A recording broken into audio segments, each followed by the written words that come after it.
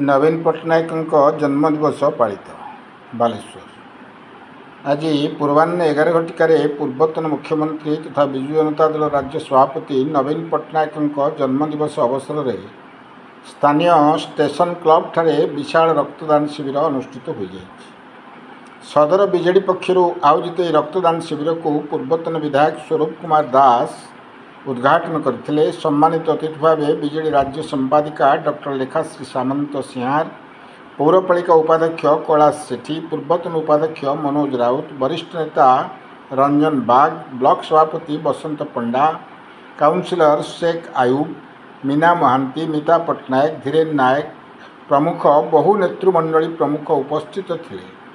यह अवसर में सकाळे सहर प्रसिद्ध बाबा झाड़ेश्वर मंदिर में पूजार्चना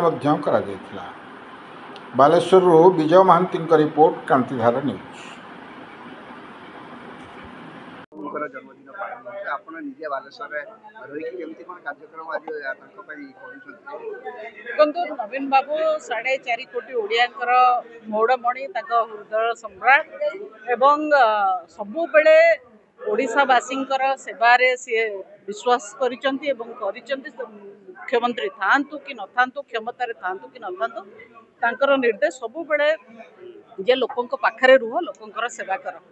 तेणु यही परिप्रेक्षी रे आज सी मुख्यमंत्री गादी रे नाहंती किंतु सबु ओडिया तांकु मने मने खोजुचंती। तेणु मो महाप्रभु जगन्नाथ पाखे दीर्घ निरामय जीवन कामना करने सह पुणी अरे से मुख्यमंत्री होकर लोकंकर सेवारे रुहंतु बोली कामना करी। एवं यही अवसर रे आज आम बालेश्वर रे बाबा झाड़ेश्वर पाखे पूजा अर्चना कलु नवीन बाबू दीर्घायु कामना करी बालेश्वर रानीपाटना स्थित दृष्टिहीन विद्यालय रे पिलांक सहित किछि बहुत सुंदर मुहूर्त कटेलु एवं एबे स्वेच्छाकृत रक्तदान शिविर चली। तेणु समस्ते गोटे आज उत्साहित उत्सव मुखर एवं जो सेवार वातावरण आज रही समग्र ओडिशा रे एतरे बहुत खुशी लगुच। केवल ओडिशा नुहे पूरा देश रे नवीन बाबू गोटे चर्चित चेहरा, गोटे सफल मुख्यमंत्री एवं ओडिशा नुआ ओडिशार निर्माता एवं ओडिशार विकास रे ब्रती थिबा व्यक्ति। तेणु तांको समस्त भल पाती समस्त तांको द्वारा अनुप्राणित। आज से लगी शुभेच्छा सुओ प्रार्थनार सुओ छुटुची चारिआडे। हाँ मु कौन आज तो हजार हजार लोक ब्लड डोनेट करुँच नवीन बाबू ना कारण सी यही सेवा कम बहुत विश्वास करती।